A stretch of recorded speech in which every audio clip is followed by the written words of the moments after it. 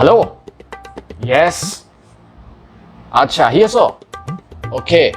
কি আনিছ মাছ বঢ়িয়া হ'ব দে ডাঙৰ মাছ নে সৰু ডাঙৰ মাছে ভাল লাগে দে আচ্ছা তেৰা কাম কৰ ফিছ কাৰী মছলাটো লৈ আনিবি आज तेरा भाई बनाएगा ओके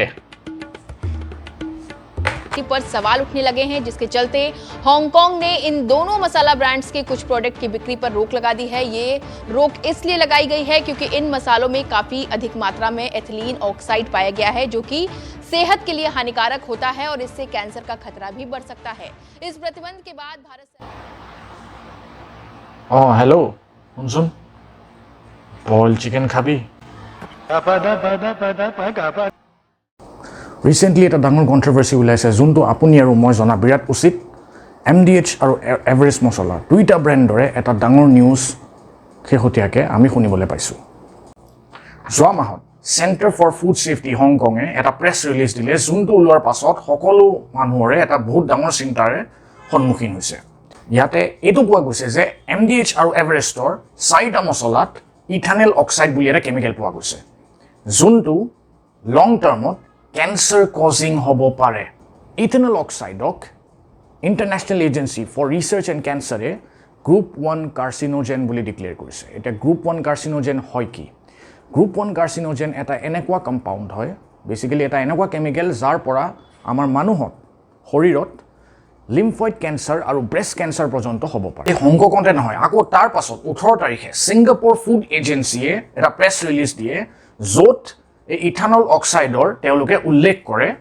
সেই একেটা মছলাতে এতিয়া এই অবজাৰভেশ্যনটো ক'ৰ পৰা কৰা হৈছে হংকঙত চিমছা সুই নামৰ এটা ডিপাৰ্টমেণ্টেল ষ্ট'ৰৰ পৰা চেম্পলছ লোৱা হৈছিলে য'ত তেওঁলোকে টেষ্টিং কৰাৰ পাছত এইটো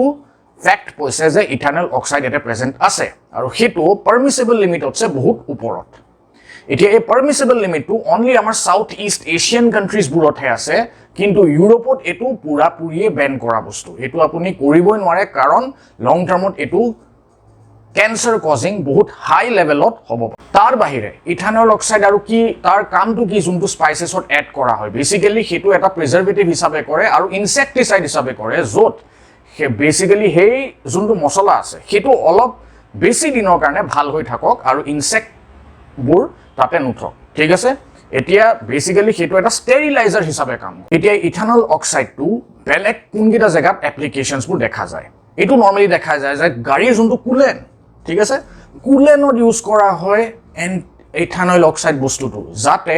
এন্টি ফ্ৰিজ হিচাপে কাম কৰিব পাৰে এন্টি ফ্ৰিজ মানে কি যোনবোৰ দেশ বহুত ঠাণ্ডা দেশ হয় যেনেকৈ ৰাছিয়া হওক নৰৱেজিয়ান কাণ্ট্ৰিজ হওক ঠিক আছে স্কেন্ডিনেভিয়ান কাণ্ট্ৰিজ হওক ঠিক আছে ইউৰোপ বা US বা কানাডা ঠিক আছে যোনখিনি ঠাণ্ডা জায়গা তাতে গাড়ীবোৰ যেন চলি থাকোতে ঠাণ্ডা হৈ না যায় ইঞ্জিনটো তাৰ কাৰণে এন্টি ফ্ৰিজ হিচাপে ইথানল অক্সাইড ব্যৱহাৰ কৰা হয় দ্যাট মিন্স এটো বহুত বেছি ডেঞ্জাৰাস বস্তু হয় আমাৰ চৰকাৰে স্পাইচেছ বোৰ্ড অফ ইণ্ডিয়া যোনটো মিনিষ্ট্ৰি অফ কমাৰ্চৰ আণ্ডাৰত আছে তেওঁলোকে ক্লাৰিফিকেশ্যন দিব কৈছে MDH আৰু এভাৰেষ্টক যে এনে আপুনি কোৱালিটি চেক হিচাপে কোনকিটা প্যাৰামিটাৰছ ইউজ কৰে কোনকিটা টেষ্ট ইউজ কৰে ইয়াতে FSSAI ঠিক আছে food safety and standards authority of India ঠিক আছে আৰু স্পাইচ বোৰ্ড অফ ইণ্ডিয়াই এনকুৱাইৰি কমিটি বহাই কিনে ইনভেষ্টিগেশ্যন কৰিছে যে এই দুটা যোনটো মছলাৰ ব্ৰেণ্ড হয় ঠিক আছে এভাৰেজ আৰু MDH এই দুটাৰ আৰু কিবা প্ৰডাক্টত চিন্তা কৰিবলগীয়া বস্তু এড হৈছে নেকি এতিয়া ইয়াতে আপুনি আৰু মই কি কৰিব পাৰোঁ গভৰ্নমেণ্ট অফ ইণ্ডিয়াক এইটো আবেদন দিব পাৰিম যে লেবেলিঙৰ ওপৰত এটা ৰেগুলেশ্যন কৰা হওক য'ত তেওঁলোকে কি বস্তু এড কৰে সেইখিনি বেসিক্যালি তেওঁলোকে উল্লেখ কৰক ভালকে ঠিক আছে আৰু কনজিউমাৰ্ছ সকলকো লেবেলিঙত পঢ়ি কিনে বস্তুখিনি তাৰ ভিতৰত কি আছে আমাৰ শৰীৰত কি কৰিব পাৰে হেতু ভিতৰত গলে হেতু জানা বিৰাট উচিত তাৰ বাহিৰে সেলিব্ৰিটিজে যিকোনো প্ৰডাক্ট এডভাৰটাইজমেন্ট কৰাৰ আগত প্ৰমোশন কৰাৰ আগত এটো ৰেসপন্সিবিলিটি ল'ব লাগিব যে সেই প্ৰডাক্টৰ বিষয়ে সকলো বস্তু জানি লওক যাতে জনসাধাৰণক যেতিয়া তেওঁলোকে এপিল কৰে সেই প্ৰডাক্টটো কনজিউম কৰিবলৈ সেই প্ৰডাক্টটো কিনিবলৈ এট লিষ্ট এটো হয় যে সেই প্ৰডাক্টটো আমাৰ কাৰণে বেয়া নহয় ঠিক আছে কাৰণ স্পাইডাৰম্যানে কৈ থৈ গৈছে যে with great power comes great responsibility লাষ্টত এটোৱে ক'ব পাৰিম যে আমি সকলোৱে হেলদি ফুড হেবিটছ এডপ্ট কৰা বিৰাট দৰকাৰী ঠিক আছে আজি আপুনি কিবা এটা খাই আছে সেইটো আপোনাৰ শৰীৰত কি প্ৰভাৱ পেলাব আৰু তাতে কি বস্তু এড হৈছে সেইটো বস্তু আপুনি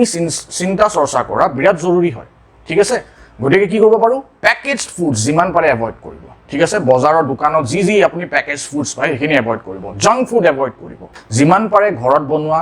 ফ্ৰেছ ভেজিটেবলছ ফ্ৰেছ ফ্ৰুটছ ঠিক আছে প্ৰটিন ইনটেক থকা বস্তু ঠিক আছে যেনেকৈ মাংস মাছ সকলো বস্তু হেলদি হিচাপে খাব ঠিক আছে অৰ্গেনিক হিচাপে খাব তেতিয়া আমি এটা হেলদি আৰু স্বাস্থ্যকৰ সমাজ গঢ়িব পাৰিম এতিয়া এই হোল MDH আৰু এভাৰেষ্টৰ কন্ট্ৰভাৰ্সিটো কোনফালে গতি ল'ব সেইটোতো আমি ক'ব নোৱাৰো গভৰ্ণমেণ্টে ইয়াৰ ক্ষেত্ৰত কি পদক্ষেপ ল'ব কি ৰেগুলেশনছ বনাব সেইটোও ভৱিষ্যত চাবলগীয়া কথা